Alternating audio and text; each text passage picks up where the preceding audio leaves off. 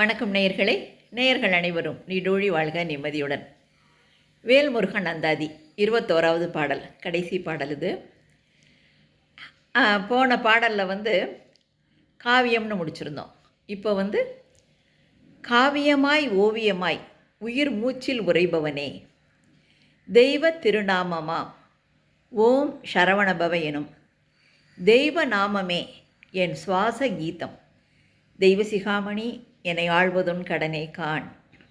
இதுதான் இந்த பாடல். அதாவது என்னோட மனசில் முருகா நீங்கள் எப்படி இருக்கீங்கன்னா, ஒரு காவியமாக இருக்கீங்க, ஓவியமாக இருக்கீங்க. காவியமாய் ஓவியமாய் என்னோடய உயிர் மூச்சில் கலந்துருக்கீங்க. காவியமாய் ஓவியமாய் உயிர் மூச்சில் உரைபவனே, தெய்வ திருநாமமாகிய ஓம் சரவணபவ. அந்த ஓம் சரவணபவங்கிறது தான் என்னோடய சுவாசமே. தெய்வ திருநாமமாம் ஓம் சரவணபவ எனும் திவ்ய நாமமே, அந்த திவ்யமான நாமம் என் சுவாச கீதம், என்னோட சுவாசத்தில் ஒலிக்கக்கூடிய சங்கீதம், சுவாச கீதம். தெய்வ சிகாமணி, அதாவது தெய்வங்களுக்கெல்லாம் சிகரமான முருகப்பெருமானே, தெய்வ சிகாமணி என்னை ஆழ்வதும் கடனே காண். என்னை நீங்கள் பார்த்துக்கிறது உங்களுக்கு, என்னை ஆழ்வது உங்களுக்கு கடன், உங்களுக்கு கடமை அப்படிங்கிற மாதிரி வேண்டுறோம் அதில் பாடலில். இந்த பாடலில் எழுதுகிறப்ப, இந்த 21 பாடலும் எழுதுகிறப்ப, நான் இந்த கடைசி பாடலை இந்த மாதிரி எழுதணும்னு நான் நினச்சே எழுதலை. திடீர்னு தோணுச்சு. எப்படின்னா,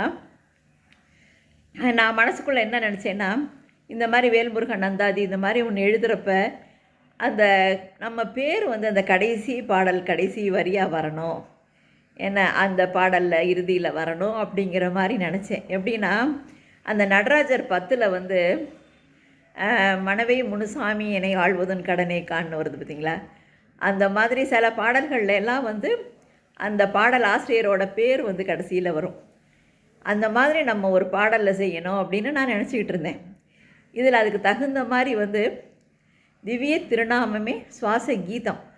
கீதம்னா அதில் என்னோடய கீதான்னு வருது. அதில் கீதம் அப்படிங்கிறதே என்னோட நிறுவனம் கீதம் மேட்ரிமோனியல். அதனால் கீதம், அதுக்கும் நட்டு சொன்ன மாதிரி தெய்வ சிகாமணி என்னோட கணவர் பேர் முருகனோட பேர், அது இயல்பாகவே அமைஞ்சிருச்சு. அதனால் கீதம் தெய்வ சிகாமணி என்னை ஆழ்வதும் கடனே காண் அப்படின்னு இந்த பாடல் முடிவு பெற்றிருக்கு.